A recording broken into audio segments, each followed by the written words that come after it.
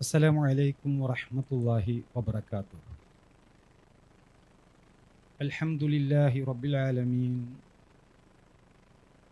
نحمده سبحانه ونثني عليه. أشهد أن لا إله إلا الله وحده لا شريك له، وأشهد أن محمدا عبده ورسوله صلى الله عليه وعلى آله وأصحابه وأتباعه وسلم تسليما كثيرا. اللهم صل على محمد وعلى آل محمد كما صليت على إبراهيم وعلى آل إبراهيم إنك حميد مجيد. اللهم بارك على محمد وعلى آل محمد كما باركت على إبراهيم وعلى آل إبراهيم إنك حميد مجيد. أعوذ بالله من الشيطان الرجيم. يا أيها الذين آمنوا اتقوا الله حق تقاته ولا تموتن إلا وأنتم مسلمون. വേദിയിലും സദസ്സിലുമായിട്ടിരിക്കുന്ന ഏറെ പ്രിയപ്പെട്ടവരെ, എൻ്റെ ശബ്ദം ശ്രവിക്കുന്ന തളിയിലെ നല്ലവരായിട്ടുള്ള സഹോദരങ്ങളെ, സുമനസ്സുകളെ, ഇന്ന് എന്നിൽ ഏൽപ്പിക്കപ്പെട്ട വിഷയം അവതരിപ്പിക്കുന്നതിന് വേണ്ടി എൻ്റെ ഒരു അനുഭവം പങ്കുവെച്ചുകൊണ്ട് എൻ്റെ വിഷയത്തിലേക്ക് കടക്കാൻ വേണ്ടിയിട്ടാണ് ഞാൻ ആഗ്രഹിക്കുന്നത്. ഒരിക്കൽ പെരിന്തൽമണ്ണയിലേക്ക് എൻ്റെ സ്വകാര്യ ആവശ്യത്തിന് വേണ്ടി ഞാൻ പോവുകയായിരുന്നു. അവിടെ എത്താറായപ്പോൾ എൻ്റെ ഒരു ഹാജത്ത് പൂർത്തീകരിക്കുന്നതിന് വേണ്ടി ഞാനൊരു പള്ളിയിൽ പ്രവേശിക്കുകയാണ്. ആ പള്ളിയിലെ അതിനോട് ചേർന്നുള്ള മുത്രപ്പരയിലേക്ക് ഞാൻ പോകുമ്പോൾ അതിൻ്റെ തൊട്ടടുത്തുള്ള ഒരു മക്കാമിൽ ഒരു സ്ത്രീ നിൽക്കുന്നുണ്ട്. ആ ഉമ്മ എന്നെ കണ്ടപ്പോൾ എന്നോട് ചോദിച്ചു, മോനെ, ഇവിടെ ഇതെപ്പോഴാണ് ഇതിൻ്റെ ആളുകൾ വരിക, ഇതെപ്പോഴാണ് ഇത് തുറന്നു തരിക എന്ന്. അന്നേരം ആ ഉമ്മയോട് ഞാനൊരു ചോദ്യം ചോദിച്ചു. നിങ്ങൾക്ക് നിങ്ങളുടെ ആവലാതികൾ പറയാൻ അള്ളാഹു പോരെ എന്നതായിരുന്നു ആ ചോദ്യം. അവരുടെ മുഖം ആകെ വല്ലാതെയായി. ഒരുപാട് വിഷമം ആ സ്ത്രീ പ്രകടിപ്പിച്ചു. ഞാൻ എൻ്റെ ആവശ്യം പൂർത്തീകരിച്ചതിന് ശേഷം തിരിച്ചു വന്നപ്പോൾ ആ മക്കാമിൽ അവരെ കാണാനില്ല. ഞാൻ പുറത്തേക്ക് പോയപ്പോൾ അവരവിടെ വളരെ സങ്കടത്തോടു കൂടി നിൽക്കുന്ന കാഴ്ചയാണ് കണ്ടത്. വീണ്ടും ഞാൻ അവരുടെ അടുക്കലേക്ക് പോയി. ഉമ്മ, അവിടുത്തെ വിഷമിപ്പിക്കാൻ വേണ്ടിയിട്ടല്ല ഞാനത് പറഞ്ഞത്. നമ്മളെ എല്ലാ കാര്യങ്ങളും കേൾക്കുന്ന, കാണുന്ന അള്ളാഹു നമ്മളെ സംബന്ധിച്ചിടത്തോളം നമ്മളുടെ എല്ലാ വേദനകളും അവനോട് പ്രാർത്ഥിച്ചാൽ പോരെ എന്ന് വീണ്ടും പറഞ്ഞു. ആ ഉമ്മ കരഞ്ഞുകൊണ്ട് പറഞ്ഞു, ഞാൻ അള്ളാഹുവിനോട് മാത്രമാണ് പ്രാർത്ഥിക്കാറുള്ളത്, എങ്കിലും എന്ന് പറഞ്ഞുകൊണ്ട് വാക്കുകൾ കിട്ടാതെ അവിടെ നിൽക്കുകയാണ്. പിന്നീട് ഞാൻ തിരിച്ചു പോന്നു. സഹോദരങ്ങളെ, യഥാർത്ഥത്തിൽ ഏതൊരാളോടും ഈ രൂപത്തിലുള്ള ഒരു ചോദ്യം, അള്ളാഹു അല്ലാത്തവരുടെ മുമ്പിൽ ഹൃദയം തുറന്നു വെച്ചുകൊണ്ട് പ്രാർത്ഥിക്കുന്ന ഏതൊരാളോടും ഈ ഒരു വിഷയത്തിൽ നമ്മൾ സംസാരിച്ചു കഴിഞ്ഞാൽ, നിങ്ങൾക്ക് അള്ളാഹുവിനോട് നിങ്ങളുടെ ആവലാതികൾ പറഞ്ഞുകൂടെ എന്ന് നമ്മൾ ചോദിച്ചു കഴിഞ്ഞാൽ, അവരുടെയൊക്കെ പ്രകൃതിപരമായിട്ടുള്ള അവരുടെ ഒരു പ്രതികരണം ഇങ്ങനെയായിരിക്കും എന്ന് നമ്മൾ മനസ്സിലാക്കണം. ഇത് എൻ്റെ സ്വന്തം വകയായിക്കൊണ്ട് ഞാൻ ചോദിച്ച ഒരു ചോദ്യമല്ല. നേരെ മറിച്ച് അല്ലാഹു സുബ്ഹാനഹു വ തആല അവനെക്കുറിച്ച് പറഞ്ഞു തന്നുകൊണ്ട് ശിർക്കിന്റെ വക്താക്കളായിട്ടുള്ള ആളുകളോട് ഈ ചോദ്യം ചോദിക്കാൻ വേണ്ടി പരിശുദ്ധ ഖുർആനിലൂടെ നമുക്ക് പറഞ്ഞു തന്നിട്ടുള്ള ഒരു ആശയമാണ് എന്ന് നമ്മൾ മനസ്സിലാക്കണം. അലൈസല്ലാഹു ബികാഫിൻ അബ്ദഹു, അല്ലാഹുവിന്റെ അടിമക്ക് അല്ലാഹു മതിയായവനല്ലേ എന്ന് സൂറത്ത് സുമറിലെ 36-ാമത്തെ ആയത്തിലൂടെ അല്ലാഹു സുബ്ഹാനഹു വ തആല സംസാരിച്ച ഒരു വിഷയം. സഹോദരങ്ങളെ, ഈ ഒരു ആയത്ത് കഴിഞ്ഞ 100 വർഷത്തിന് മുകളിലായിക്കൊണ്ട് കേരളത്തിൽ അങ്ങോളം ഇങ്ങോളമായിക്കൊണ്ട് നമ്മൾ ചോദിക്കുന്ന ഒരു ചോദ്യമാണ്. എല്ലാ ആളുകളോടും, അതായത് ഈ നാട്ടിൽ ശിർക്കുമായി ബന്ധപ്പെട്ടുകൊണ്ടുള്ള പ്രവർത്തനങ്ങൾ ചെയ്തുകൊണ്ടിരിക്കുന്ന എല്ലാ ആളുകളോടും നമ്മൾ ചോദിക്കുന്ന ഒരു ചോദ്യം, അള്ളാഹുവിന്റെ അടിമക്ക് അള്ളാഹു മതിയായവനല്ലേ എന്ന ചോദ്യം. ഇത് ഓരോ സാധാരണക്കാരന്റെയും നെഞ്ചിന്റെ ഉള്ളിലേക്ക് തുളച്ചു കയറുന്ന ഒരു ചോദ്യമാണ്. ഇത് നമ്മൾ അടിവരയിട്ടുകൊണ്ട് മനസ്സിലാക്കണം. ഏത് സാധാരണക്കാരന്റെ ഹൃദയത്തിലേക്കും തുളച്ചു കയറുന്ന ഒരു ചോദ്യമാണ്, നിങ്ങൾക്ക് അള്ളാഹു പോരേ എന്ന ഒരു ചോദ്യം. കാരണം എന്താണ്? അത് സഹോദരങ്ങളെ, അത് പ്രകൃതിയിലുള്ളതാണ്, അത് ഫിത്രത്തിലുള്ളതാണ് എന്ന് നമ്മൾ തിരിച്ചറിയണം. ഇതിന്റെ ഭാഗമായി കൊണ്ട് അള്ളാഹുവിനെ നമ്മൾ പരിചയപ്പെടുത്താറുണ്ട്. അള്ളാഹു സുബ്ഹാനഹു വ തആല ആരാണ് എന്ന് നമ്മൾ പരിചയപ്പെടുത്തും. അതുപോലെ തന്നെ അള്ളാഹുവിനോട് പ്രാർത്ഥിക്കേണ്ടതിന്റെ പ്രാധാന്യത്തെക്കുറിച്ച് നമ്മൾ പരിചയപ്പെടുത്തും. ഈ രൂപത്തിൽ നമ്മൾ ശിർക്കിനെ തുടച്ചു നീക്കാനുള്ള പരിശ്രമങ്ങൾ കേരളക്കരയിൽ മുജാഹിദുകൾ നടത്തിക്കൊണ്ടിരിക്കുമ്പോൾ അതിനെ സമസ്തയുടെ പണ്ഡിതന്മാർ പ്രതിരോധിച്ച അതിന്റെ കാഴ്ചകൾ, നേർക്കാഴ്ചകൾ അത് കണ്ടിട്ടുള്ള ആളുകളാണ് ഞാനും നിങ്ങളുമൊക്കെ. ഒരുപാട് പ്രസംഗങ്ങൾ അവർ നടത്തിയിട്ടുണ്ട്, ഒരുപാട് ലേഖനങ്ങൾ എഴുതിയിട്ടുണ്ട്. എന്തിനു വേണ്ടിയിട്ടാണ്? ഒരു അടിമക്ക് അള്ളാഹു പോരെ എന്ന വിഷയം സ്ഥാപിക്കാൻ വേണ്ടിയിട്ടല്ല, ഒരു അടിമക്ക് അള്ളാഹു പോരാ എന്ന് പറയാൻ വേണ്ടിയിട്ടാണ് ഈ വക പ്രയത്നങ്ങളൊക്കെ അവർ ചെയ്തിട്ടുള്ളത്. അതിന്റെ ഫലം എന്താണെന്നറിയോ? കേരളക്കരയില് ഈ വിഷയ സംബന്ധമായിട്ട് ധാരാളമായി പ്രഭാഷണങ്ങളും മറ്റുമൊക്കെ മുജാഹിദുകളായിട്ടുള്ള ആളുകൾ നടത്തിയപ്പോ അതിനെ പ്രതിരോധിക്കാൻ വേണ്ടി മുമ്പിൽ നിന്ന ആളുകൾ തന്നെ പിന്നീട് അവർ എഴുതിയ ദയനീയമായിട്ടുള്ള അവസ്ഥ നമ്മളൊന്ന് തിരിച്ചറിയേണ്ടതുണ്ട്. റഹ്മത്തുള്ള കാസിമി മുത്തേടം അദ്ദേഹം ഷിർക്കിന്റെ വിവിധ മുഖങ്ങൾ എന്ന് പറഞ്ഞുകൊണ്ട് ഒരു ഗ്രന്ഥം രചിച്ചിട്ടുണ്ട്. ഷിർക്കിന്റെ വിവിധ മുഖങ്ങൾ എന്താ സംസാരിക്കുന്നത്? അള്ളാഹുവിൽ പങ്കുചേർക്കുന്ന ആളുകളുമായി ബന്ധപ്പെട്ടുകൊണ്ടുള്ള മുസ്ലിം സമുദായത്തിന്റെ ഇടയിലുള്ള ഷിർക്കിനെ സംബന്ധിച്ച് റഹ്മത്തുള്ള കാസിമി മുത്തേടം എഴുതുകയാണ്. എന്താണ് അദ്ദേഹം എഴുതുന്നത് എന്നറിയോ? നമ്മളത് വായിക്കേണ്ട ഒരു വിഷയമാണ്, ശ്രദ്ധിച്ച് കേൾക്കണേ. എന്താ പറയണത്? ഒരു തെല്ലിൽ നിലകൊണ്ടുപോലെയാണ് പല മുസ്ലിംകൾ തന്നെയും അള്ളാഹുവെ ആരാധിക്കുന്നത്.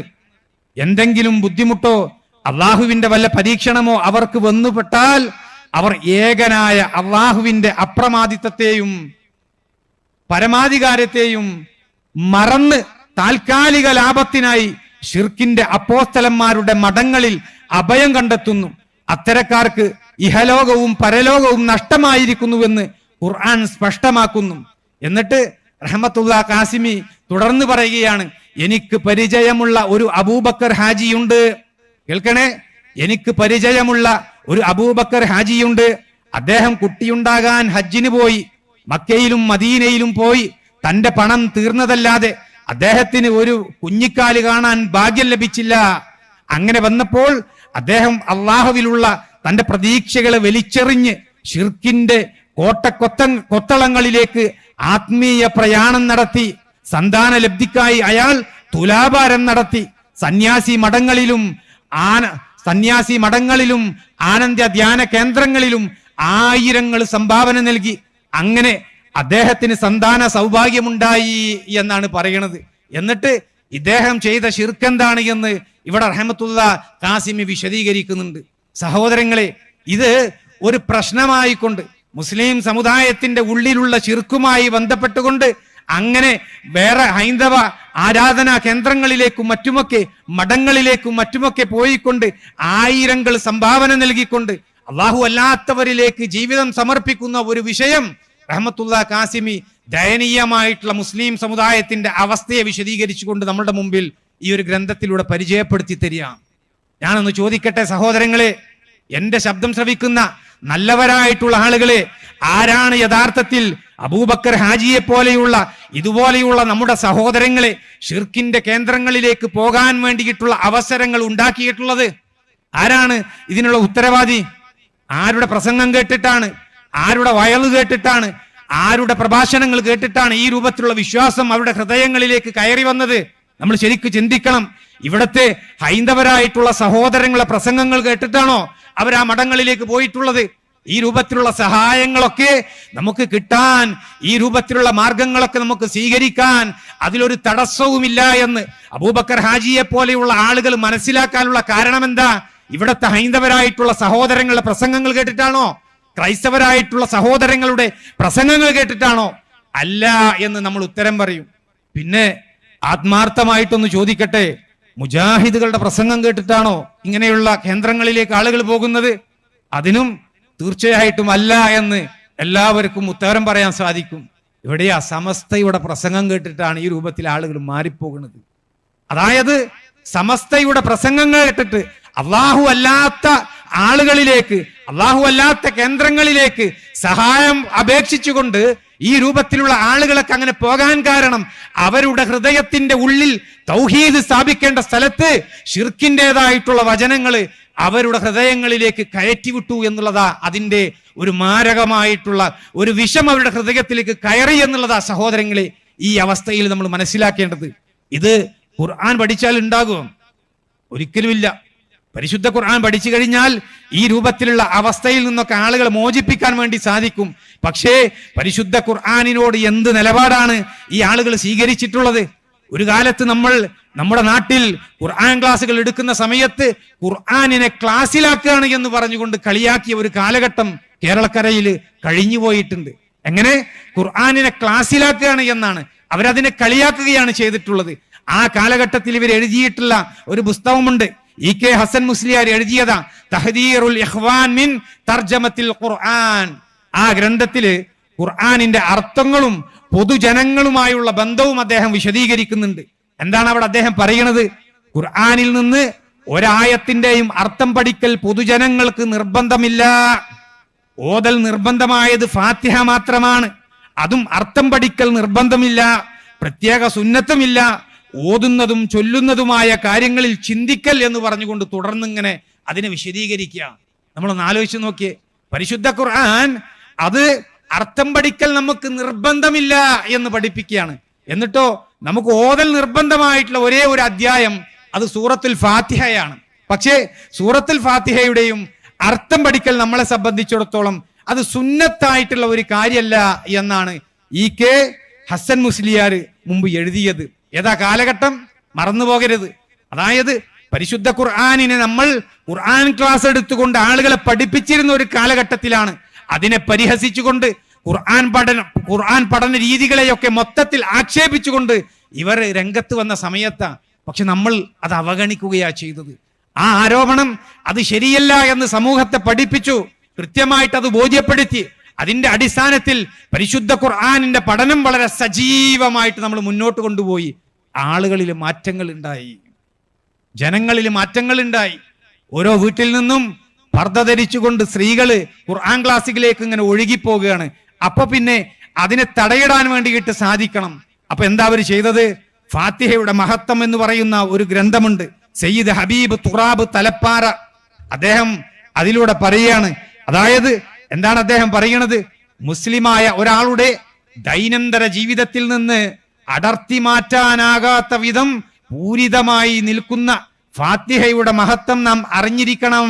എത്രയേറെ അറിയാൻ ശ്രമിക്കുന്നുവോ അത്രയും നല്ലതാണ്.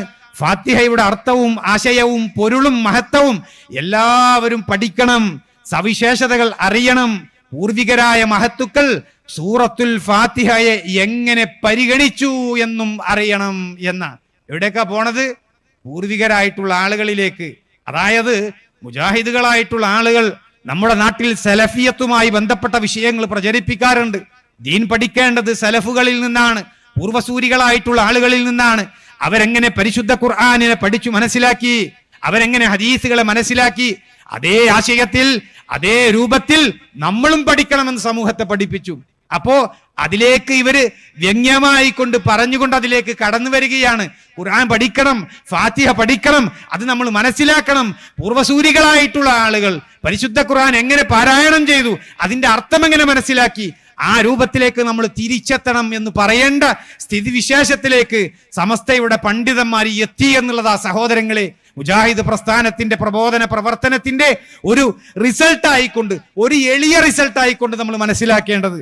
നല്ല കാര്യമാണ്, മുജാഹിദുകൾ ഉണ്ടാക്കിയത് ഒരു മാറ്റമാണ് എന്ന് നമ്മൾ പറയുമ്പോൾ സഹോദരങ്ങളെ, ഇന്നും നമ്മൾ തിരിച്ചറിയണം, എന്തും പറയാനും എന്തും തിരുത്താനും ഒരു മാറ്റവും ഒരു പേടിയുമില്ലാത്ത ഒരു സമൂഹമായിക്കൊണ്ട് അവരിലെ പണ്ഡിതന്മാര് ഇന്നും ഊരു ചുറ്റിക്കൊണ്ടിരിക്കുകയാണ് എന്ന ഒരു വസ്തുത നമ്മൾ തിരിച്ചറിയേണ്ടതുണ്ട്. അതായത് ഏതൊരു വിഷയത്തെക്കുറിച്ച് പറയാനും അവർക്കൊരു പേടിയില്ല. എന്തുകൊണ്ടാ? വളരെ താർക്കികമായിട്ടുള്ള ഒരു സ്വഭാവമാണ് അവർക്കുള്ളത്. താർക്കികമായിട്ടുള്ള ഒരു സ്വഭാവം. എന്തു പറഞ്ഞു കഴിഞ്ഞാലും അതിനെ എതിർക്കുക. ആളുകളെ കബളിപ്പിച്ചുകൊണ്ട് അള്ളാഹു സുബ്ഹാനഹു വ തആലയെ മാത്രം ആരാധിക്കണമെന്ന തൗഹീദുമായി ബന്ധപ്പെട്ട വിഷയത്തെക്കുറിച്ച് പറയുമ്പോൾ ഇസ്ലാമിന്റെ പ്രത്യേകതയായിട്ട് നമ്മൾ തിരിച്ചറിയേണ്ടത് സഹോദരങ്ങളെ, അത് ഏകദൈവ ആരാധനയാണ്, അത് തൗഹീദാണ്. ഈ ഒരു വിഷയത്തിൽ പോലും തർക്കിച്ചുകൊണ്ട് അള്ളാഹു സുബ്ഹാനഹു വ തആലയെ കുറിച്ച് പറയുന്നത് നമ്മളൊന്ന് കേൾക്കണം സഹോദരങ്ങളെ. തസ്ഹീഹുൽ ജലാലത്ത് എന്ന് പറയുന്ന ഒരു ഗ്രന്ഥമുണ്ട്.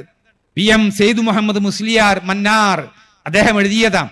അദ്ദേഹം പതിയുമായുള്ള ഒരു വാദപ്രതിവാദം നടന്ന ഒരു വിഷയത്തെ, അതായത് സമസ്തക്കിടയിൽ ഉണ്ടായിട്ടുള്ള ആഭ്യന്തരമായിട്ടുള്ള ചില ചർച്ചകളും ചില വിഷയങ്ങളും ഒക്കെ ബന്ധപ്പെടുത്തിക്കൊണ്ട് എഴുതിയ ഒരു ഭാഗമാണ്. എന്തായാലും എഴുതിയിട്ടുള്ളതെന്ന് അറിയോ?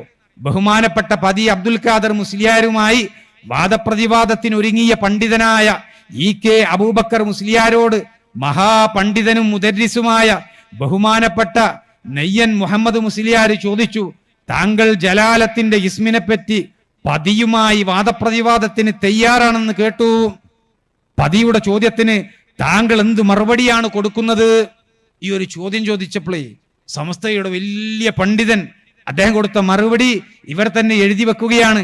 അപ്പോൾ പറഞ്ഞ മറുപടി കേട്ട് ഏതൊരു ഈമാനുള്ള മനുഷ്യന്റെയും ഹൃദയം പിടക്കും. കാരണം ഞാനിപ്പോൾ പതിയെ എതിർക്കുക എന്ന ഒരൊറ്റ ഉദ്ദേശം മാത്രമേ എനിക്കുള്ളൂ. പടച്ചവൻ ഒന്നാണെന്ന് പതി വാദിച്ചാൽ പടച്ചവൻ രണ്ടുണ്ടെന്ന് ഞാൻ വാദിക്കും എന്നായിരുന്നു മറുപടി.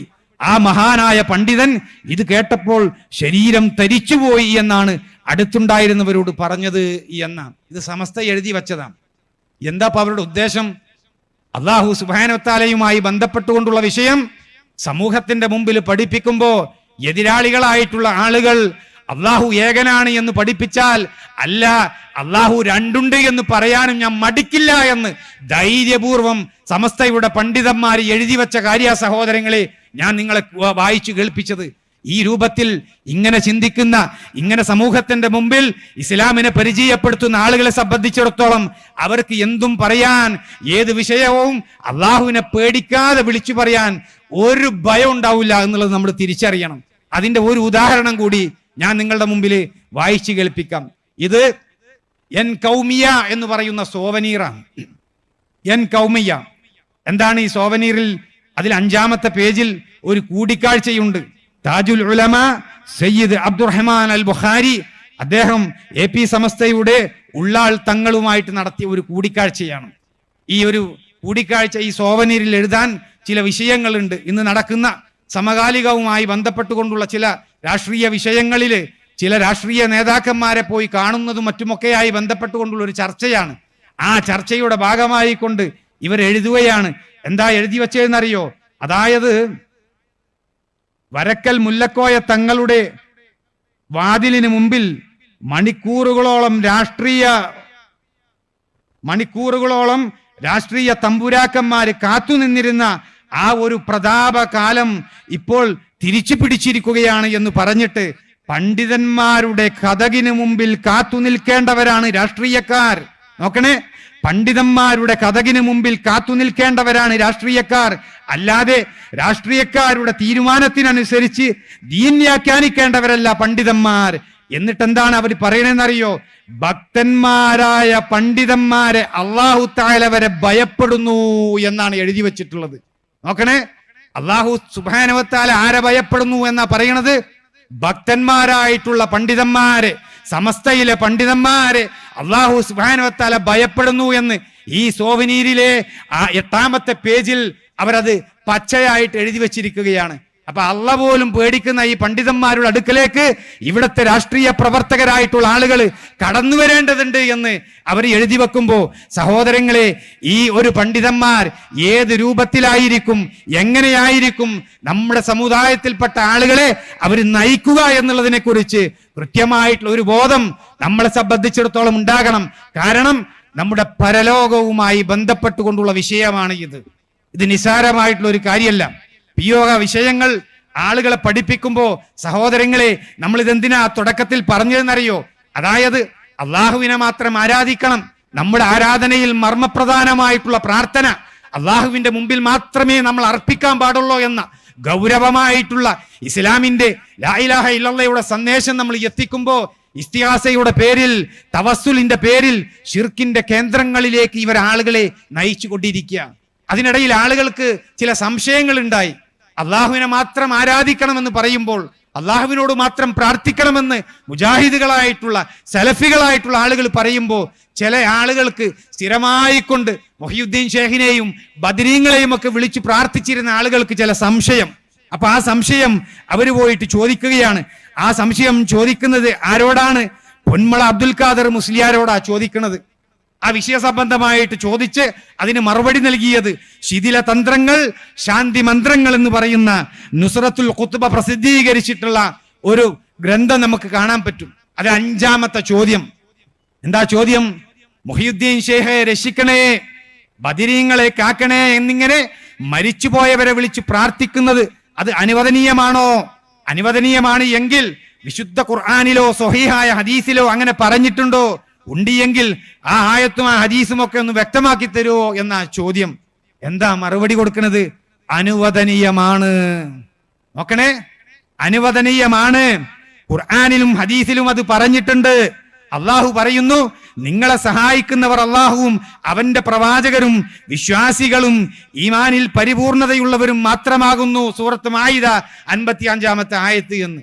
സഹോദരങ്ങളെ, അള്ളാഹു സുബ്ഹാനഹു വ തആല ദീനിയായിട്ടുള്ള സാഹോദര്യത്തെക്കുറിച്ച്, നമ്മളുടെ ഇടപാടുകളെ കുറിച്ച് വിശദീകരിച്ച ആയത്ത് കൊണ്ടിട്ട് മരിച്ചുപോയ ആളുകളോട് പ്രാർത്ഥിക്കാനുള്ള തെളിവ് ഇതിലുണ്ട് എന്ന് സ്ഥാപിക്കാൻ വേണ്ടിയിട്ടപ്പോ ഇത് എഴുതി വച്ചിട്ടുള്ളത്.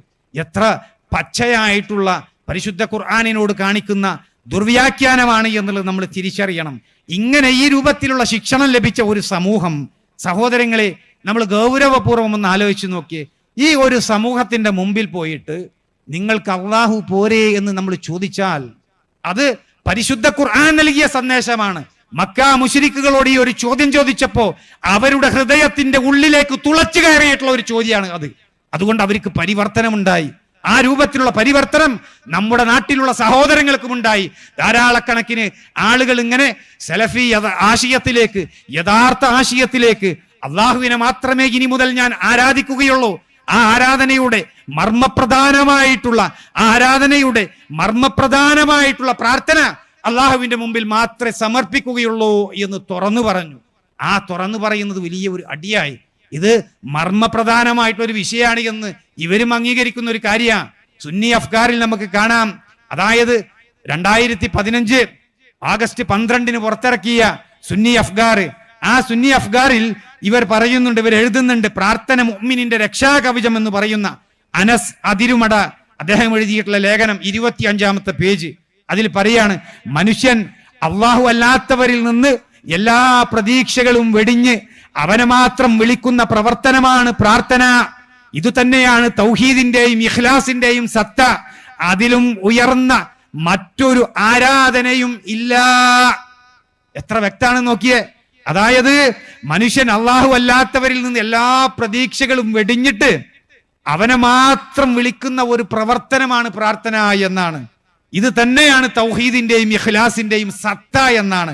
എന്നിട്ടോ ഇതിലും ഉയർന്ന ഒരു ആരാധന വേറെ ഇല്ല എന്നാണ്. അപ്പൊ എന്തായി? പ്രാർത്ഥന ആരാധനയാണ് എന്നുള്ളത് ഇവർ അംഗീകരിക്കുന്നു. ആരാധനയുമായി ബന്ധപ്പെട്ട് അതിൽ ഏറ്റവും ഉയർന്ന ഒരു സ്ഥാനമാണ് പ്രാർത്ഥനക്കുള്ളത് എന്ന് സുന്നി അഫ്കാറിൽ എഴുതി വച്ചിട്ടുള്ളത് നമുക്ക് കാണാൻ സാധിക്കും. എന്നിട്ട് ഇതേ ആളുകൾ തന്നെ പറയാ, മുഹിയുദ്ദീൻ ഷേഖിനോട് പ്രാർത്ഥിക്കുന്നത് കൊണ്ട് ഒരു കുഴപ്പമില്ല, അത് അനുവദനീയമാണ്. അള്ളാഹു അല്ലാത്തവരോട് പ്രാർത്ഥിക്കാം, അതിലൊരു തെറ്റൂല, അത് അനുവദനീയമാണ് എന്ന്. സഹോദരങ്ങളെ, ഇത്തരം വിഷയങ്ങളെ കുറിച്ചൊക്കെ നമ്മൾ വിശദീകരിച്ചു കൊടുക്കുമ്പോഴേ ആളുകളിൽ മാറ്റങ്ങൾ ഉണ്ടാകാം. ആ മാറ്റങ്ങൾ ഉണ്ടാകുന്നത് തടുക്കാൻ വേണ്ടിയിട്ട് ഇവരുപയോഗിച്ച ഒന്നാമത്തെ തന്ത്രം എന്തായിരുന്നു എന്നറിയോ? കുതന്ത്രം. മക്ക മുശ്രിക്കുകളായിട്ടുള്ള ആളുകൾ, പരിശുദ്ധ ഖുർആനിലൂടെ സംസാരിച്ച മക്ക മുശ്രിക്കുകളായിട്ടുള്ള ആളുകൾ, അവർ അള്ളാഹുവിൽ വിശ്വസിച്ചു എന്ന് പറയുന്നത് അത് വേറെ അള്ളയാണ്. അത് വേറെ അള്ളയാണ്, അതല്ലാതെ ഖുർആൻ പരിചയപ്പെടുത്തുന്ന അള്ളയല്ല എന്ന് ഒരു കാലത്ത് വളരെ സജീവമായിക്കൊണ്ട് ഇങ്ങനത്തെ ഒരു വാദം ഉന്നയിച്ചുകൊണ്ട് നടന്നു. ഏതൊരു കുട്ടികൾക്കും മനസ്സിലാക്കാൻ കഴിയുന്ന ഒന്നാണ് സംഗതി. അതായത് അവര് അള്ളാഹുവിൽ വിശ്വസിച്ചിരുന്നു, അതോടൊപ്പം തന്നെ അള്ളാഹുവിൽ പങ്കു ചേർത്തിരുന്നു.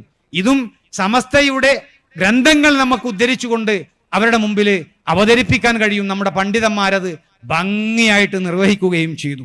ഈ സംഭവത്തിൽ അവര് പിടിച്ചു നിൽക്കാൻ കഴിയാതെ ആയപ്പോൾ പിന്നെ അടുത്ത വിഷയമായിട്ട് കുതന്ത്രമായിട്ട് ഇന്ന് നാളെ നീടെ ഇവർ സംസാരിച്ചു കൊണ്ടിരിക്കുന്ന കാര്യം എന്താണെന്നറിയോ? അത് നിങ്ങളൊന്ന് കേൾക്കണം. ആ ശബ്ദം നമ്മളൊന്ന് കേൾക്കുക. ഒരു പ്രസംഗമുണ്ട്, അതായത് ഇത് സംസാരിക്കുന്നത് ഈ വിഷയ സംബന്ധമായിട്ട് നമുക്ക് ആദ്യം ഒന്ന് കേൾക്കാം, എന്നിട്ട് അതിനെക്കുറിച്ച് ഞാൻ പറയാം. അള്ളാഹുവിനെ കൊണ്ട് വിശ്വസിക്കുമ്പോ എങ്ങനെയാണ് വിശ്വസിക്കേണ്ടത്? ഞാനൊരു ഉദാഹരണം പറയാം. ഒരു വിഗ്രഹം പോലെയുള്ള ഒരു സാധനത്തെ, അല്ലെങ്കിൽ കയ്യും കാലുള്ള ഒരു തടിയുള്ള ഒരു വസ്തുവിനെ സങ്കല്പിക്കുകയും അത് അല്ലാഹുവാണ്, അശ്ഹദു അല്ലാ ഇലാഹ ഇല്ലല്ലാഹ് എന്ന് പറയുന്നു, വഅശ്ഹദു അന്ന മുഹമ്മദ് റസൂലുള്ളാഹ് എന്നും പറയുന്നു. അല്ലാഹു അല്ലാതെ മറ്റൊരു ഇലാഹില്ല, അല്ലാഹു മാത്രമാണ് ഇലാഹ് എന്ന ഷഹാദത്ത് കലിമ ഉച്ചരിക്കുന്നു. അയാൾ നിസ്കരിക്കുന്നു. പക്ഷെ അയാൾ വിശ്വസിക്കുന്നുണ്ട് അല്ലാഹ് എന്ന് പറഞ്ഞ ആ സാധനമാണ് അല്ലാഹ്. അപ്പൊ ഒരു സാധനം, ഒരു തടിയുള്ള ഒരു വസ്തുവിനെ ഇലാഹാണെന്ന് സങ്കല്പിച്ചിട്ട് ആ അല്ലാഹു അല്ലാതെ ഒരു ഇലാഹില്ല എന്ന് വിശ്വസിച്ചാൽ അവൻ മുസ്ലിമാവോ? ഇല്ല.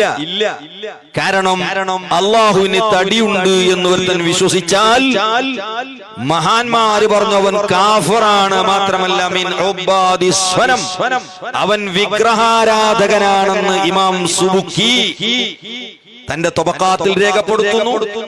ഇമാം ഗസാലി ഇൽജാമുൽ അവാമിൽ പറയുന്നു, അല്ലാഹുവിന് തടിയുണ്ട്, അവയവമുണ്ട് എന്ന് വിശ്വസിച്ചാൽ അവൻ യഥാർത്ഥത്തിൽ അല്ലാഹുവിൽ വിശ്വസിക്കുന്നവനല്ല, അവൻ വിഗ്രഹാരാധകനാണ്. നിങ്ങൾ സാധാരണക്കാരായ വഹാബികളോട് ചോദിച്ചു നോക്ക്, അള്ളാഹ്ക്ക് കണ്ണുണ്ടോ? അള്ളാഹ്ക്ക് കണ്ണുണ്ട്. കാലുണ്ടോ? കാലുണ്ട്. മുജാഹിദ് ബാലുശ്ശേരി ചോദിക്കുന്നുണ്ട്, സുന്നികൾ അള്ളാഹ്ക്ക് കണ്ണുണ്ടോ? കണ്ണില്ല. തലയുണ്ടോ? മുഖമുണ്ടോ? കാലുണ്ടോ? വടലുണ്ടോ? അതുമില്ല. പിന്നെന്താ അള്ളാഹാണ് നിങ്ങൾക്ക് അള്ളാഹ്? അപ്പൊ വഹാബിന്റെ അള്ളാഹ്ക്ക് വലിയൊരു വലിയൊരു ചന്തി, വലിയ കണ്ണ്, കാത്, ഇങ്ങനെ അവയവങ്ങളുള്ള ഒരു വിഗ്രഹത്തിനെയാണ് വഹാബികൾ സങ്കല്പിക്കുന്നത്. തൗഹീദിരിക്കട്ടെ, അവർക്ക് എന്ത് വലക്കേണ്ട തൗഹീദ്? വഹാബികൾ അള്ളാഹുവിനെ പറ്റി തന്നെ ഇവർക്ക് അറിയില്ല, പിന്നെ തൗഹീദ്. അള്ളാഹുവിനെ കുറിച്ച് നമ്മുടെ നാട്ടിൽ മുജാഹിദുകളായിട്ടുള്ള ആളുകൾ വിശ്വസിക്കുന്നത് ഈ പറഞ്ഞ രൂപത്തിലാണ് എന്നാണ് മൊഹിയുദ്ദീൻ കാമിൽ സക്കാഫി പറയുന്നത്. ഇത് എന്തപ്പം അങ്ങനെ പറയാനുള്ള കാരണം ഞാൻ നേരത്തെ സൂചിപ്പിച്ചു. ആളുകൾ തൗഹീദ് കേൾക്കുമ്പോൾ, ശരിയായിട്ടുള്ള വിശ്വാസം കേൾക്കുമ്പോൾ ആ ഒരു ദീനിലേക്ക് ഒഴുകി വരികയാണ്.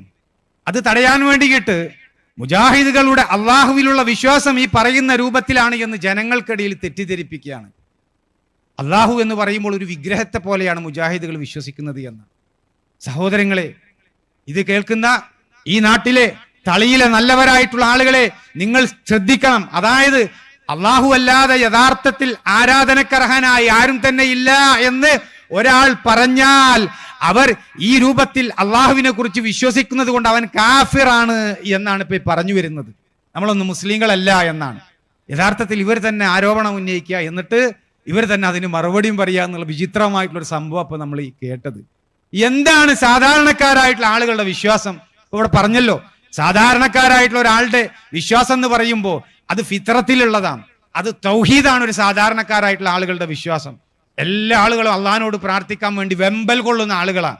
ആ വെമ്പൽ കൊള്ളുന്ന ആളുകളെ അത് ശിർക്കിൻ്റെതായിട്ടുള്ള അംശങ്ങൾ അവരുടെ ഹൃദയത്തിലേക്ക് കയറ്റിവിടുന്നത് അത് ഈ സമസ്തയുടെ മുസ്ലിയാക്കന്മാരായിട്ട് ആളുകളാണ്. ഇത് ഞാൻ വെറുതെ പറയണതല്ല. അപ്പൊ ഞങ്ങളുടെ നാട്ടിൽ ഒരു പ്രോഗ്രാം സംഘടിപ്പിച്ചിരുന്നു. സമസ്തക്ക് എതിരെ ഒരു ഗണനമാണ്. അപ്പോൾ നമ്മുടെ നാട്ടിൽ സംസാരിക്കുമ്പോൾ സ്വാഭാവികമായിട്ടും സമസ്തയുമായി ബന്ധപ്പെട്ടുകൊണ്ട് അവിടുത്തെ സുന്നി പള്ളി എന്ന് നമ്മൾ പറയുന്ന ആ പള്ളിയിൽ പോയി നമസ്കരിക്കുന്ന സാധാരണക്കാരായിട്ടുള്ള ആളുകളുടെ വിശ്വാസം എന്താണ് എന്നുള്ളത് ഒന്ന് അറിയണമെന്നുള്ള ആഗ്രഹം ഉണ്ടായി. ശരിയായ രൂപത്തിൽ മനസ്സിലാക്കണമല്ലോ. എന്നിട്ട് ഞാനൊരു സുഹൃത്തിനെ വിളിച്ചു. ആ സുഹൃത്തിനോട് ചോദിച്ചു, നമ്മളിപ്പോൾ ഫോണിലൂടെ സംസാരിക്കുന്ന ഈ കാര്യങ്ങൾ, ഞാൻ നിങ്ങളുമായിട്ട് ഫോണിലൂടെ സംസാരിക്കുന്ന ഈ കാര്യം, ഇത് മൊഹിയുദ്ദീൻ ഷേഖ് കേൾക്കുന്നുണ്ടോ ഇല്ലേ? എന്താ നിങ്ങളെ വിശ്വാസം എന്ന് ചോദിച്ചു. ഇതെങ്ങനെ മൊഹിയുദ്ദീൻ ഷേഖ് കേൾക്കുക? അള്ളാഹ് മാത്രമല്ലേ കേൾക്കുള്ളൂ എന്ന് സമസ്തയുടെ ആളാണ് എന്ന് പറഞ്ഞ് നടക്കുന്ന സാധാരണക്കാരനായിട്ടുള്ള സുന്നി പള്ളിയിൽ പോകുന്ന ആള് തിരിച്ചു പ്രതികരിച്ചു. അൽഹംദുലില്ലാ. അത് കഴിഞ്ഞാൽ രണ്ടാമത്തെ ആളെ വിളിച്ചു. ഇതേ ചോദ്യം ചോദിച്ചു. നമ്മൾ ഈ സംസാരിക്കുന്ന വിഷയം, ഫോണിലൂടെ ഞാനും നിങ്ങളുമായിട്ട് ഇങ്ങനെ സംസാരിക്കുന്ന വിഷയം മൊഹിയുദ്ദീൻ ഷെയ്ഖ് കേൾക്കുമെന്ന് നിങ്ങൾ വിശ്വസിക്കുന്നുണ്ടോ എന്ന്. അപ്പോൾ അയാളും പറഞ്ഞു, എൻ്റെ ഫ്രണ്ട് സുഹൃത്ത് പറഞ്ഞു, അതെങ്ങനെയാ അള്ളാഹ് കേൾക്കുക, അങ്ങനെ ഒരിക്കലും ഉണ്ടാവില്ലല്ലോ എന്ന്. ഞാൻ 4 ആളുകളെ വിളിച്ചു, 4 ആളുകളും ഇതേ മറുപടിയാ പറഞ്ഞത്. എൻ്റെ കൂടെ ഒരു സുഹൃത്തുണ്ടായിരുന്നു. ആ സുഹൃത്ത് സമസ്തയുടെ പണ്ഡിതന്മാരുമായിട്ട് അല്പസ്വല്പമൊക്കെ ബന്ധമുള്ള ഒരാളാണ്. അപ്പൊ അദ്ദേഹത്തിന് കാണിച്ചു കൊടുക്കാൻ വേണ്ടിയിട്ടാണ് ഞാൻ ഈ സ്പീക്കറിലും കൂടിയിട്ട് ഈ വിഷയം അങ്ങനെയാണ് ഞാൻ സംസാരിച്ചത്. അദ്ദേഹത്തിന്റെ സുഹൃത്തായിട്ടുള്ള സമസ്തയുടെ പണ്ഡിതനെ വിളിച്ചു. എന്നിട്ട് ഉസ്താദെ ഞാനൊരു കാര്യം ചോദിക്കട്ടെ എന്ന് ചോദിച്ചു. അപ്പൊ എന്തേന്ന് ചോദിച്ചു. ഉസ്താദെ, നമ്മളിപ്പോ ഫോണിലൂടെ സംസാരിക്കണ ഈ കാര്യം ഇത് മൊഹിയുദ്ദീൻ ഷെയ്ഖ് കേൾക്കുന്നുണ്ടാവോന്ന്. കേൾക്കാണ്ട് പിന്നെ മൊഹിയുദ്ദീൻ ഷെയ്ഖ് കേൾക്കില്ലേ എന്ന് പറഞ്ഞിട്ട് ഖുർആനിലെ ആയത്തുകൾ ഓതുന്നു, ഹദീസുകൾ ഇങ്ങനെ അദ്ദേഹം ഓരോ വിഷയങ്ങൾ ഇങ്ങനെ പറയാണ്. അപ്പൊ ഈ കക്ഷിക്ക് കാര്യം പിടികിട്ടി. ശരിക്കൊന്ന് ആലോചിച്ച് നോക്കി, സാധാരണക്കാരായിട്ടുള്ള ആളുകളുടെ ഫിത്രത്തിലുള്ള ഒരു വിഷയമാണ് തൗഹീദ് എന്ന് പറയുന്നത്.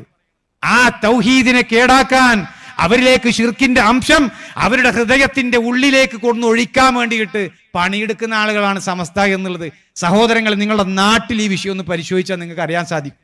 നിങ്ങളുടെ നാട്ടിൽ ഇവിടെയുള്ള സാധാരണക്കാരായിട്ടുള്ള ആളുകളോട് ഈ വിഷയത്തെക്കുറിച്ച് സംസാരിച്ചാൽ നിങ്ങൾക്കത് മനസ്സിലാക്കാൻ സാധിക്കും. ഇതാണ് സാധാരണക്കാരുടെ വിശ്വാസം. ആ സാധാരണക്കാരുടെ വിശ്വാസത്തിൽ ഒരിക്കലും അള്ളാഹുവുമായി ബന്ധപ്പെട്ടുകൊണ്ടുള്ള വിശ്വാസത്തിൽ സഹോദരങ്ങളെ, ഇവിടെ പറഞ്ഞതുപോലെ ഒരു വിഗ്രഹത്തെ സങ്കല്പിക്കുന്നത് പോലെയുള്ള ഒരു സങ്കല്പം ഒരു മുസ്ലിമിനും ഉണ്ടാവില്ല എന്നുള്ളത് ഉറപ്പിച്ചുകൊണ്ട് നമുക്ക് പറയാൻ സാധിക്കും. ഒരു മുസ്ലിമിനും ഈ ഒരു വിഷയം ഇങ്ങനെ ഉണ്ടാകൂല. പക്ഷെ എന്തിനാ ജനങ്ങൾക്കിടയിൽ ഇവർ കബളിപ്പിക്കുന്നത്? എങ്ങനെയാണ് അവർ കബളിപ്പിക്കുന്നത്? പരിശുദ്ധ ഖുർആനിൽ അല്ലാഹു സുബ്ഹാനഹു വ തആല അവന്റെ വജ്ഹിനെ കുറിച്ച് പറയുന്നുണ്ട്, അവന്റെ മുഖത്തെക്കുറിച്ച്. അതേപോലെ തന്നെ അവന്റെ യദ്, കയ്യ്, അതേപോലെ തന്നെ അള്ളാഹുവിന്റെ കാല്, അള്ളാഹുവിന്റെ കണ്ണ്, ഹദീസ് ഗ്രന്ഥങ്ങളിൽ അള്ളാഹുവിന്റെ വിരല്, ഇതിനെക്കുറിച്ചൊക്കെ പറയുമ്പോൾ അതിന് അതേ അർത്ഥം കൊടുത്തുകൊണ്ട് നമ്മൾ അതിനെ പരിഭാഷപ്പെടുത്തിക്കൊണ്ട് പരിചയപ്പെടുത്തിയിട്ടുണ്ട്. ആ പരിഭാഷകൾ എടുത്ത് ഉയർത്തി കാണിച്ചുകൊണ്ടാണ്, കണ്ട മുജാഹിദിന്റെ അള്ളാഹ് എന്ന് പറയുമ്പോൾ വാനലോകത്ത് നിന്ന് താഴേക്ക് നുസൂലുള്ള ഇറങ്ങി വരുന്ന അള്ളയാണ്. മുജാഹിദുകളുടെ അള്ളാഹ് എന്ന് പറയുമ്പോൾ കൈയുള്ള അള്ളയാണ്, മുഖമുള്ള അള്ളയാണ്, കാലുള്ള അള്ളയാണ്. അങ്ങനെ ഓരോ അവയവങ്ങളും അള്ളാഹുവിന് വകവെച്ചു കൊടുക്കുന്ന ആളുകൾ ആ മുജാഹിദുകൾ. അപ്പോൾ ഒരു വിഗ്രഹത്തെയാണ് ആരാധിക്കുന്നത് എന്നാണ് നടന്ന് പ്രസംഗിച്ചു കൊണ്ടിരിക്കുക. സഹോദരങ്ങളെ, ഈ വിഷയ സംബന്ധമായിട്ട് പരിശുദ്ധ ഖുർആനിലൂടെ അല്ലാഹു സുബ്ഹാനഹു വ തആല നമുക്ക് പറഞ്ഞു തന്ന ആയത്തുകൾ, അതുപോലെ തന്നെ ഹദീസുകൾ, ഇതൊക്കെ സമസ്തയുടെ പണ്ഡിതന്മാരും അതിനെ വിവർത്തനം ചെയ്തിട്ടുണ്ട്. ആ വിവർത്തനം ചെയ്തിട്ടുള്ള ഗ്രന്ഥങ്ങളൊക്കെ എടുത്ത് പരിശോധിച്ചു കഴിഞ്ഞാൽ ഇതേപോലെ അവർ എഴുതി വെച്ചിട്ടുള്ളത് കാണാൻ കഴിയും.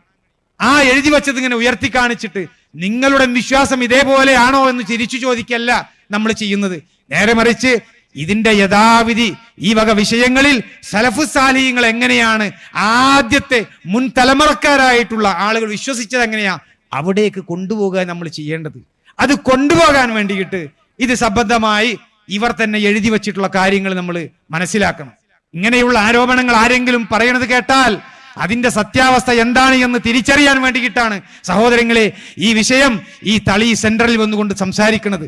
ഇങ്ങനെ ആരെങ്കിലും ഒരു ആരോപണം പറഞ്ഞാൽ എന്താണ് അതിന്റെ സത്യാവസ്ഥ തിരിച്ചറിയണം. അള്ളാഹുവുമായി ബന്ധപ്പെട്ടുകൊണ്ടുള്ള മുജാഹിദുകളുടെ വിശ്വാസത്തെക്കുറിച്ച് ആരോപണങ്ങൾ ഉന്നയിച്ച് പരിശുദ്ധ ഖുർആനിലൂടെയും ഹദീസുകളിലൂടെയും അല്ലാഹു സുബ്ഹാനഹു വ തആലയെ പരിചയപ്പെടുത്തിയിട്ടുള്ള കാര്യങ്ങൾ, അള്ളാഹുവിന്റെ വിശേഷണങ്ങളുമായി ബന്ധപ്പെട്ട, അള്ളാഹുവിന്റെ പ്രവർത്തനങ്ങളുമായി ബന്ധപ്പെട്ട കാര്യങ്ങൾ, അത് പൊതുസമൂഹത്തെ നമ്മൾ പഠിപ്പിക്കുമ്പോൾ ജനങ്ങളെ പെട്ടെന്ന് കബളിപ്പിക്കാൻ കഴിയും എന്നുള്ള പ്രതീക്ഷയിൽ അതിനെക്കുറിച്ച് തെറ്റായിട്ടുള്ള ഒരു സന്ദേശം സമൂഹത്തിൽ അവർ നൽകിയതിന്റെ ഒരു ഉദാഹരണമാണ് നമ്മളിവിടെ കേട്ടത്. ഈ വിഷയത്തിൽ ധാരാളമായി കൊണ്ട് സമസ്തയിലെ പണ്ഡിതന്മാർ അതിന്റെ ഹക്ക് എന്താണ് എന്നുള്ളത് വിശദീകരിച്ച ഗ്രന്ഥങ്ങൾ നമുക്ക് കാണാൻ സാധിക്കും. അതിലെ ഒരു ഉദാഹരണം മാത്രമാണ് ഞാനിവിടെ പറയുന്നുള്ളൂ. എൻ്റെ സമയ പരിമിതി കൊണ്ട് ഒരൊറ്റ ഉദാഹരണം മാത്രം പറഞ്ഞുകൊണ്ട് ഈ ആശയം എന്താണ് എന്നുള്ളത് മനസ്സിലാക്കാൻ നമ്മൾ പരിശ്രമിക്കണം. അതായത് ഇസ്ലാമിക വിജ്ഞാനകോശം എഡിറ്റർ ഇൻ ചീഫായിട്ട് ഹുസൈൻ രണ്ടത്താണിയാണ് ഈ ഗ്രന്ഥം പരിശോധിച്ചിട്ടുള്ളത്. അതിലെന്താ പറയണത്? അള്ളാഹുവിനെ കുറിച്ച് ഇസ്തിവാ ചെയ്തു അഥവാ ആരോഹണം ചെയ്തു, ജാ വന്നു, യദ് കൈ മുതലായ ചില പരാമർശങ്ങൾ ഖുർആൻ നടത്തിയതായി മുകളിൽ സൂചിപ്പിച്ചു. എന്താണ് ഇത്തരം പ്രയോഗങ്ങളുടെ ശരിയായ വിവക്ഷ എന്നതിനെ ചൊല്ലി പണ്ഡിതന്മാർക്കിടയിൽ ചില ഭിന്നവീക്ഷണങ്ങൾ നിലനിൽക്കുന്നുണ്ട്. പരാമൃഷ്ട ഗുണവിശേഷങ്ങളെ അതേപടി അംഗീകരിക്കുക എന്നാണ് പൂർവികരുടെ നിലപാട്. നോക്കണേ, സലഫു സാലിഹീങ്ങളുടെ നിലപാട് എന്താണ്? ആ വിശേഷണങ്ങളെ അതേപടി അംഗീകരിക്കുക എന്നാണ്. അതേപടി അംഗീകരിക്കുക എന്ന് പറയുമ്പോൾ ലാഹിറായിട്ടുള്ള അർത്ഥത്തെ നമ്മൾ അതേ രൂപത്തിൽ ഇസ്ബാത്ത് ചെയ്യണം, അതിനെ സ്ഥിരീകരിക്കണം എന്നാണ്. അതിനെ നിരീകരിക്കാൻ പാടില്ല എന്നാണ് പണ്ഡിതന്മാര് വിശദീകരിച്ചിട്ടുള്ളത്. പ്രസ്തുത ഭാവകൽപ്പനകളുടെ സ്വഭാവം ഇന്നതാണെന്ന് നിർണയിക്കാൻ കഴിയുകയില്ല എന്നും അവർ വ്യക്തമാക്കുന്നു. ആര് വ്യക്തമാക്കുന്നു? പൂർവികരായിട്ടുള്ള ആളുകൾ. എന്താണ് അള്ളാഹ് പറഞ്ഞത് അത് അതേപടി ലാഹിറായ അർത്ഥത്തിൽ നമ്മൾ എടുക്കുക. അതിനെ വിശദീകരിച്ചുകൊണ്ട്, അതിനെ വ്യാഖ്യാനിച്ചുകൊണ്ട് വേറെ ഒരു വിശദീകരണങ്ങളിലേക്ക് പോകാൻ പാടില്ല എന്ന്, അതാണ് പൂർവികരുടെ നിലപാട് എന്ന്.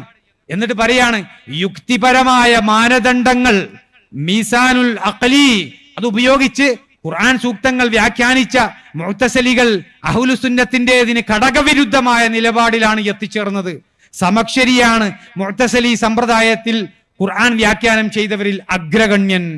ജുവൈനി, ഫഖറുദ്ദീൻ റാസി, തൊബരി മുതലായ പിൽക്കാല പണ്ഡിതന്മാരുടെ നിലപാടാണ് മൂന്നാമത്തേത്. മുഅ്തസിലികളുടെയും തത്വചിന്തകരുടെയും സ്വാധീനം ഇവരുടെ നിലപാടുകളിൽ പ്രകടമാണ്. ഖുർആൻ വാക്യങ്ങളെ അക്ഷരാർത്ഥത്തിൽ എടുക്കുന്നതിന് പകരം ആലങ്കാരിക അർത്ഥത്തിൽ എടുക്കുക എന്നതാണ് ഈ നിലപാട്. യദുല്ലാഹി, അള്ളാഹുവിന്റെ കൈ എന്നാൽ അള്ളാഹുവിന്റെ സംരക്ഷണം എന്ന് വ്യാഖ്യാനിക്കുക. അള്ളാഹുവിന്റെ കണ്ണ്, അള്ളാഹുവിന്റെ ജാഗ്രതയും ദിവ്യപ്രകാശത്തിന്റെ തീവ്രതയും എന്ന് വ്യാഖ്യാനിക്കുക. ഇങ്ങനെയുള്ള വ്യാഖ്യാനങ്ങളൊക്കെ ചെയ്തത് മുഅ്തസിലിയാക്കളാണ്, പിഴച്ചുപോയ കക്ഷികളാണ് എന്നാണ് ഇവർ പഠിപ്പിക്കുന്നത്. അപ്പൊ സഹോദരങ്ങളെ, അള്ളാഹുവിന്റെ യദ് എന്ന് ഖുർആനിൽ പറഞ്ഞാൽ എന്താ പൂർവസൂരികളുടെ നിലപാട്?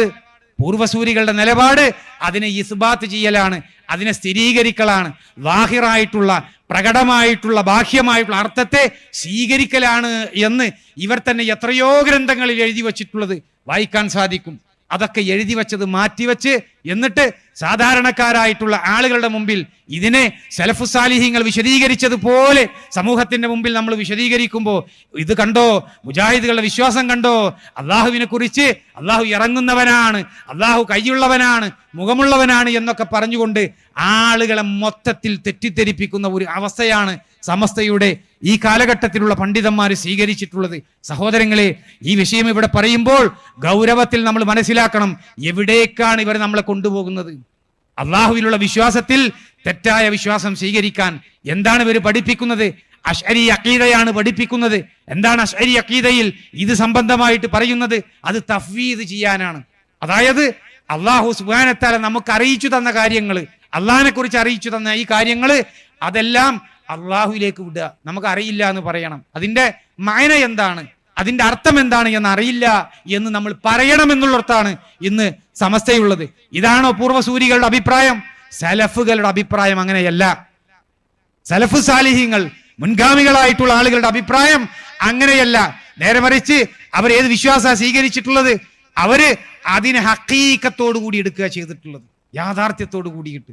അല്ലാഹു സുബ്ഹാനഹു വ തആല, അള്ളാഹുവിന് വജ്ഹുണ്ട് എന്ന് പറഞ്ഞാൽ അള്ളാഹുവിന് വജ്ഹുണ്ട്. അള്ളാഹു ഏഴാൻ ആകാശത്ത് നിന്ന് താഴേക്ക് ഇറങ്ങുമെന്ന് പറഞ്ഞാൽ അള്ളാഹു സുബ്ഹാനഹു വ തആല ഇറങ്ങും. ഇങ്ങനെ അള്ളാഹുവിന്റെ അഫ്ആലുകളെ കുറിച്ച്, അള്ളാഹുവിന്റെ സിഫാത്തുകളെ കുറിച്ച് എന്തൊക്കെ പഠിപ്പിച്ചു തന്നിട്ടുണ്ടോ അതെല്ലാം റസൂലുള്ളാഹി സ്വല്ലല്ലാഹു അലൈഹി വസല്ലമയിൽ നിന്ന് കേട്ടു പഠിച്ച സ്വഹാബത്ത് എങ്ങനെ മനസ്സിലാക്കി, തബഉ താബിഈങ്ങളും താബിഈങ്ങളും ഒക്കെ എങ്ങനെ മനസ്സിലാക്കി, അതേ ശ്രേണിയിലൂടെ വിശ്വാസം കൊണ്ടുപോകുന്ന ആളുകളാ സഹോദരങ്ങളെ സലഫികൾ എന്ന പേരിൽ അറിയപ്പെടുന്ന, മുജാഹിദുകൾ എന്ന പേരിൽ അറിയപ്പെടുന്ന സലഫിയത്ത് സ്വീകരിച്ചിട്ടുള്ള ആളുകൾ. ആ ആളുകളെ എന്നിട്ട് ഇവർ പരിഹസിക്കുകയാണ് ചെയ്യുന്നത്. സഹോദരങ്ങളെ, ഇത് സംബന്ധമായിട്ട് ധാരാളം ഉദ്ധരണികൾ പറയാൻ സാധിക്കും. ഒരൊറ്റ വിഷയം മാത്രം പറഞ്ഞുകൊണ്ട് ഞാൻ അവസാനിപ്പിക്കും. അതെന്താണെന്നറിയോ? ഷാഫി മദ്ഹബിലെ പ്രസിദ്ധ ഇമാമാണ് ഇമാം ബഗവി റഹിമഹുല്ലാ. ഇമാം ബഗവിയുടെ തഫ്സീർ വളരെ അറിയപ്പെട്ടിട്ടുള്ളതാണ്. അവിടെ ഈ ഇമാം ബഗവിക്ക് ഒരു ഹദീസ് ഗ്രന്ഥമുണ്ട്. ഇമാം ബഗവിയുടെ ശറഹു സുന്ന, പ്രസിദ്ധമായിട്ടുള്ള ഹദീസുകളുടെ ഒരു കിതാബാണ്. ആ ഗ്രന്ഥത്തിൽ ഇത് സംബന്ധമായിട്ടുള്ള ചർച്ചയുണ്ട്. ഇമാം ബഗവി അള്ളാഹു സുബ്ഹാനഹു വ തആലയുടെ നഫ്സിനെ കുറിച്ച്, അള്ളാഹുവിന്റെ കണ്ണിനെ കുറിച്ച്, അള്ളാഹുവിന്റെ മുഖത്തെക്കുറിച്ച്, അതുപോലെ തന്നെ അള്ളാഹു സുബ്ഹാനഹു തആല ഇസ്തിവാ ചെയ്യുന്നു എന്ന് പറയുന്നതിനെ കുറിച്ച്, അള്ളാഹുവിന്റെ ഖദമിനെ കുറിച്ച്, അള്ളാഹു സുബ്ഹാനഹു തആല ചിരിക്കുമെന്ന് പറഞ്ഞതിനെ കുറിച്ച്, ഇങ്ങനെ ധാരാളം അള്ളാഹുവിന്റെ പ്രവർത്തനങ്ങളും അള്ളാഹുവിന്റെ വിശേഷണങ്ങളും ഉദ്ധരിച്ചതിന് ശേഷം ഇമാം ബഗവി റഹിമഹുല്ലാ പറയാണ്, ഫഹാദിഹി വലനാഇറുഹാ സിഫാതു ലില്ലാഹി അസ്സ വജല്ല. ഈ പറഞ്ഞ ഗുണവിശേഷണങ്ങളും അതിനോട് തുല്യപ്പെട്ടതും അള്ളാഹുവിന്റെ സിഫാത്തുകളാകുന്നു, അള്ളാഹുവിന്റെ വിശേഷണങ്ങളാകുന്നു. വറദ ബിഹസ്സംഅ്, അപ്രകാരം തന്നെ പ്രമാണങ്ങളിൽ വന്നിട്ടുണ്ട്. യജിബുൽ ഈമാനു ബിഹാ, നിർബന്ധമായിട്ടും നമ്മൾ അതിൽ വിശ്വസിക്കേണ്ടതാണ്. വഇംറാറുഹാ അലാ ളാഹിരിഹാ മുഅരിലൻ ഫീഹാ അനി തഅവീൽ, അവയുടെ ലാഹിറായിട്ടുള്ള ബാഹ്യാർത്ഥത്തിന്റെ മേഖല, ബാഹ്യാർത്ഥത്തിന്റെ മേലെ അതിനെ നമ്മൾ മനസ്സിലാക്കണം. അതിനെ വ്യാഖ്യാനിക്കാൻ പാടില്ല, അതിനെ തഅ്വീൽ ചെയ്യാൻ പാടില്ല എന്നാണ്. എന്നിട്ടോ മുജ്തനിബൻ അനി തശ്ബീഹ്, അതോടൊപ്പം തന്നെ സൃഷ്ടികളെ പോലെ സാദൃശ്യപ്പെടുത്താൻ പാടില്ല. നോക്കണേ, സൃഷ്ടികളെ പോലെ അള്ളാഹുവിന്റെ കൈ എന്ന് പറഞ്ഞാൽ സൃഷ്ടികളുടെ കൈ പോലെയാണ്, സൃഷ്ടികളുടെ കണ്ണു പോലെയാണ്, സൃഷ്ടികളുടെ കാല് പോലെയാണ്, അങ്ങനെയൊന്നും പറയാൻ പാടില്ല എന്നാണ്. അങ്ങനെ നമ്മൾ പറയുന്നുണ്ട് എന്ന വ്യാജ ആരോപണമാണ് സമസ്തയിലെ പണ്ഡിതന്മാർ നാടുനീളെ പ്രസംഗിച്ചു കൊണ്ടിരിക്കുന്നത്. എന്നിട്ട് എന്താണ് ഇമാം ബഗവി റഹിമഹുല്ലാ പറയുന്നത്? മുഅ്തഖിദൻ അന്നൽ ബാരി സുബ്ഹാനഹു വ തആല ലാ യുശ്ബിഉ ശൈഉൻ മിൻ സിഫാതിഹി സിഫാത്തിൽ ഖൽഖി കമാ ലാ തുശ്ബിഉ ദാതുഹു ദവാത്തിൽ ഖൽഖ്. അല്ലാഹുവിന്റെ ഒരു ഗുണവിശേഷണവും സൃഷ്ടികളുടെ ഗുണവിശേഷണവുമായിട്ട് സാദൃശ്യപ്പെടുന്നില്ല ഒരിക്കലും എന്ന് അള്ളാഹുവിനെ കുറിച്ച് നമ്മൾ വിശ്വസിച്ചുറപ്പിക്കണം എന്നാണ് അദ്ദേഹം പറയുന്നത്. എന്നിട്ട് പരിശുദ്ധ ഖുർആനിലെ ആയത്ത് ഉദ്ധരിക്കുന്നു, ഖാല അല്ലാഹു സുബ്ഹാനഹു വ തആല ലൈസ കമിസ്ലിഹി ശൈഉൻ വഹുവസ് സമീഉൽ ബസീർ. അവനെ പോലെ യാതൊരു വസ്തുവുമില്ല, അവനെല്ലാം കേൾക്കുന്നവനാണ്, അവനെല്ലാം കാണുന്നവനാണ്. വഅലാ ഹാദാ മവാസലഫുൽ ഉമ്മത്തി വഉലമാഉസ് സുന്ന, ഇപ്രകാരമാണ് പൂർവസൂരികളും സുന്നത്തിന്റെ ഉലമാക്കളും അവർ വിശ്വസിച്ചിട്ടുള്ളത് എന്നാണ്. ഈ വിശ്വാസ സഹോദരങ്ങളെ മുജാഹിദുകൾ പ്രചരിപ്പിക്കുന്നത്. ഈ വിശ്വാസത്തിന് എതിരായിട്ട് ആരെങ്കിലും പ്രചരിപ്പിക്കുന്നുണ്ടോ, അതിന് മുമ്പിൽ അതിനെ എതിർക്കാൻ വേണ്ടിയിട്ട് മുജാഹിദുകൾ ഉണ്ടാകും, അതിലൊരു സംശയവും വേണ്ട. അപ്പോ അള്ളാഹിനെ കുറിച്ച് യഥാർത്ഥ രൂപത്തിൽ അല്ലാഹു സുബ്ഹാനഹു തആല അവന്റെ ഗ്രന്ഥത്തിലൂടെ അവന്റെ പ്രവാചകനിലൂടെ അറിയിച്ചു തന്ന കാര്യങ്ങൾ സമൂഹത്തെ പഠിപ്പിക്കുമ്പോൾ ഇല്ലാത്ത വ്യാജ ആരോപണങ്ങൾ ആ പഠിപ്പിക്കുന്ന ആളുകളെ കുറിച്ച് ഉന്നയിക്കുമ്പോൾ സഹോദരങ്ങളെ മനസ്സിലാക്കണം, ഇത് കേവലം ഒരു വിഷയത്തിൽ മാത്രമല്ല, അഖീദാപരമായ വിഷയം, വിശ്വാസപരമായ വിഷയങ്ങളിൽ സമൂഹത്തെ ഇവർ തെറ്റിദ്ധരിപ്പിക്കുന്നുണ്ട്. സുന്നത്തിന്റെ വിഷയത്തിൽ ഇവർ സമൂഹത്തെ തെറ്റിദ്ധരിപ്പിക്കുന്നുണ്ട്. അതുപോലെ തന്നെ ധാരാളക്കണക്കിന് ഫിഖഹിയായിട്ടുള്ള കർമ്മശാസ്ത്രപരമായ വിഷയങ്ങളിൽ ഇവർ സമൂഹത്തെ തെറ്റിദ്ധരിപ്പിക്കുന്നുണ്ട്. ഈ തെറ്റിദ്ധരിപ്പിക്കുന്ന വിഷയങ്ങളിലൊക്കെ യാഥാർത്ഥ്യം എന്താണ് എന്ന് തിരിച്ചറിയണമെങ്കിൽ സഹോദരങ്ങളെ എന്ത് ചെയ്യണം? നമ്മൾ പൂർവികരിലേക്ക് മടങ്ങണം എന്നുള്ളതാണ്. നമ്മൾ പൂർവികരിലേക്ക് മടങ്ങിയാൽ അതിന്റെ യഥാർത്ഥ രൂപം നമുക്ക് മനസ്സിലാക്കാൻ വേണ്ടിയിട്ട് സാധിക്കും. എല്ലാ വിഷയങ്ങളിലും സഹോദരങ്ങളെ നമ്മൾ പരിശോധിച്ചാൽ ഷാഫി മദ്ഹബിലെ ആധികാരിക പണ്ഡിതന്മാർ തന്നെ അത്തരം വിഷയങ്ങളിലൊക്കെ യാഥാർത്ഥ്യങ്ങൾ പഠിപ്പിച്ചിട്ടുണ്ടാവും. ഏത് വിഷയം എടുത്ത് പരിശോധിച്ചോളൂ. ഇന്ന് സമൂഹത്തിന്റെ മുമ്പിൽ തർക്കമുള്ള ഫിഖഹിന്റേതായിട്ടുള്ള ഏത് വിഷയമെടുത്ത് പരിശോധിച്ചാലും അവിടെയൊക്കെ ഷാഫി മദ്ഹബിലെ ആധികാരികമായിട്ടുള്ള പണ്ഡിതന്മാർ അതിന്റെ വസ്തുത എന്താണ് എന്നുള്ളത് പഠിപ്പിച്ചിട്ടുണ്ടാകും. പക്ഷെ അതൊക്കെ മറച്ചു വെച്ചുകൊണ്ടാണ് സമൂഹത്തിന്റെ മുമ്പിൽ ഇവർ നടക്കുന്നത്. ഞാൻ ഒരൊറ്റ ഉദാഹരണം പറഞ്ഞ് എൻ്റെ അവസാനിപ്പിക്കാം. സലഫുകളുമായി ബന്ധപ്പെട്ടുകൊണ്ട് ഇവർ തെറ്റിദ്ധരിപ്പിക്കുന്ന ഒരു വിഷയ, മുജാഹിദുകളുടെ പള്ളികളിലേക്ക് ആളുകൾ ഇങ്ങനെ പോകും ഖുതുബ കേൾക്കാൻ. അപ്പൊ പറയും മുജാഹിദിന്റെ പള്ളിയിൽ 2 ബാങ്കില്ല, ഒറ്റ ബാങ്കേ വെള്ളിയാഴ്ച ഉള്ളൂ. 2 ബാങ്കാണ് സുന്നത്ത്, മുമ്പേ ഉള്ളതാണ്. അതുകൊണ്ട് 2 ബാങ്ക് കൊടുക്കുന്ന സമസ്തയുടെ പള്ളിയിലേക്ക് നിങ്ങൾ വരും. ഇതൊക്കെ പുത്തൻ ആചാരങ്ങളാണ്, പുതിയതാണ്, അതിലൊന്നും പോയി കുടുങ്ങല്ലേ എന്ന് പറഞ്ഞുകൊണ്ട് ഇവർ സംസാരിക്കാറുണ്ട്. സഹോദരങ്ങൾ, ഇത് ഫതുൽ മുഈനാണ്. അൽ ആലിമുൽ അല്ലാമ അഷ്ശൈഖ് അഹമ്മദ് സൈനുദ്ദീൻ മഖ്ദൂം അദ്ദേഹം എഴുതിയിട്ടുള്ള ഇതിൽ 2 ബാങ്ക് വിളിക്കൽ എന്ന് പറഞ്ഞുകൊണ്ട് അദ്ദേഹം എഴുതിയ ഒരു ഭാഗമുണ്ട്. അതും കൂടി വായിച്ച് അവസാനിപ്പിക്കും. നോക്കിയേ, 2 ബാങ്ക് വിളിക്കൽ സുന്നത്തുള്ള നിസ്കാരങ്ങൾ എന്ന് പറഞ്ഞിട്ട് സുബഹി നമസ്കാരത്തിന് ഉശസിന് മുമ്പും പിമ്പും ഫജറിന് മുമ്പും പിമ്പും ഓരോ ബാങ്ക് വിളിക്കൽ സുന്നത്താകുന്നു. എന്നിട്ട് പറയാണ്, ഒരു ബാങ്ക് വിളിക്കുവാൻ മാത്രമേ ഉദ്ദേശിക്കുന്നുള്ളൂ എന്ന് വന്നാൽ അത് ഉശസ്സിന് ശേഷമായിരിക്കലാണ് അത്യുത്തമം. എന്നിട്ട് പറയാണ്, ജുമഅക്ക് ഖതീബ് മിമ്പറിന്മേൽ ആഗതനാവുന്നതിന് മുമ്പും ആഗതനായതിനു ശേഷവും ബാങ്ക് വിളിക്കൽ സുന്നത്താകുന്നു. ബാങ്ക് വിളിക്കൽ സുന്നത്താകുന്നു. ഖതീബ് മിമ്പറിന്മേൽ ആഗതരാവുന്നതിന് മുമ്പ് ബാങ്ക് വിളിക്കുന്ന പതിവ് ഹസ്രത്ത് ഉസ്മാൻ റളിയല്ലാഹു അൻഹു ആണ് ഉണ്ടാക്കിയത്. ആ പതിവ് ഉണ്ടാക്കുവാനുള്ള കാരണം ജനങ്ങൾ വർദ്ധിച്ചു എന്നുള്ളതാണ്. ആ ബാങ്ക് കേട്ടാലേ ജനങ്ങൾ സന്നിഹിതരാവുകയുള്ളൂ എന്ന് കണ്ടെങ്കിലേ അത് സുന്നത്തുള്ളൂ. നോക്കണേ, ആ ബാങ്ക് കേട്ടാലേ ജനങ്ങൾ പള്ളിയിലേക്ക് എത്തി അവിടെ ഉറപ്പാക്കാൻ സാധിക്കുള്ളൂ എന്നുണ്ടെങ്കിൽ മാത്രമേ അത് സുന്നത്തുള്ളൂ. അല്ലെങ്കിൽ നബി സല്ലല്ലാഹു അലൈഹി വസല്ലമയെ അനുകരിക്കുക എന്ന ഉദ്ദേശത്തിൽ രണ്ടാമത്തെ ബാങ്ക് മാത്രം വിളിച്ചാൽ മതിയാകുന്നതാണ്. ഉത്തമവും അതുതന്നെ. ഉത്തമമായിട്ടുള്ള കാര്യം എന്താ? ഒറ്റ ബാങ്ക് വിളിക്കല, ഖതീബ് മിമ്പറിൽ കയറിയതിന് ശേഷം എന്നാണ്. അപ്പോൾ എന്തിനാ പിന്നെ രണ്ട് ബാങ്ക് വിളിക്കണത്? ഈ ആളുകൾ പറ്റിക്കും. മക്കയിൽ രണ്ട് ബാങ്കില്ലേ, മദീനയിൽ രണ്ട് ബാങ്കില്ലേ? എന്നിട്ട് എന്താണ് മുജാഹിദുകളുടെ പള്ളിയിലൊക്കെ ഒറ്റ ബാങ്ക്, മക്കയിലേക്ക് എന്താ തിരിയാത്തത്, മദീനയിലേക്ക് എന്താ തിരിയാത്തത്? അതിനുള്ള ഉത്തരമാ സഹോദരങ്ങളെ ഇവിടെ ഷാഫി മദ്ഹബിലെ പണ്ഡിതനായിട്ട് അറിയപ്പെട്ട ഈ വ്യക്തി, ഈ പണ്ഡിതൻ എഴുതിയിട്ടുള്ളത്. അതായത് ജനങ്ങൾ ഈ ബാങ്ക് കേട്ടാലേ സന്നിഹിതരാവുകയുള്ളൂ എന്ന് കണ്ടെങ്കിൽ മാത്രം അത് സുന്നത്തുള്ളൂ എന്ന. അതാണോ നമ്മുടെ നാട്ടിലെ അവസ്ഥ? ഇത് മക്കയിലും മദീനയിലും ബാധകമായിട്ടുള്ള അവസ്ഥയാണ്. ജനങ്ങളുടെ ആധിക്യം കൊണ്ട് അവർക്കത് തിരിച്ചറിയാതെ പോകുന്ന അവസ്ഥയുണ്ട്. അതുകൊണ്ട് അവിടെ അത് സുന്നത്താണ്. എന്നാൽ നമ്മുടെ നാട്ടിൽ അത് സുന്നത്തല്ല. നമ്മൾ ഒരു ബാങ്ക് വിളിക്കലാണ് ഏറ്റവും ഉത്തമമായിട്ടുള്ള കാര്യമെന്ന് ഷാഫി മദ്ഹബിലെ തന്നെ പണ്ഡിതന്മാർ പഠിപ്പിക്കുക. ഇതുപോലെ ഓരോ വിഷയങ്ങളും ഉത്തമമായതിലേക്ക് നമ്മൾ തിരിയുമ്പോൾ അത് നമ്മുടെ നാട്ടിൽ സലഫികളായിട്ടുള്ള ആളുകൾ പഠിപ്പിച്ചതിലേക്ക് നമുക്ക് തിരിയാൻ സാധിക്കുമെന്നുള്ളതാണ്. അത് മനസ്സിലാകണമെങ്കിൽ അത് പഠിക്കാനുള്ള ഒരു താല്പര്യം സഹോദരങ്ങളിൽ നമ്മൾ കാണിക്കണം. അങ്ങനെ താല്പര്യപൂർവ്വം ദീനിനെ പഠിച്ച് സലഫുസ്സാലിഹീങ്ങൾ പഠിപ്പിച്ച ആശയങ്ങൾ മനസ്സിലാക്കിക്കൊണ്ട് ഇവിടെ ഏറ്റവും ഉത്തമമായിട്ടുള്ള പ്രതിഫലം വാങ്ങിക്കൂട്ടാനുള്ള ഒരു പ്രവർത്തനം ഈ ദുനിയാവിൽ നമ്മൾ ചെയ്യണം.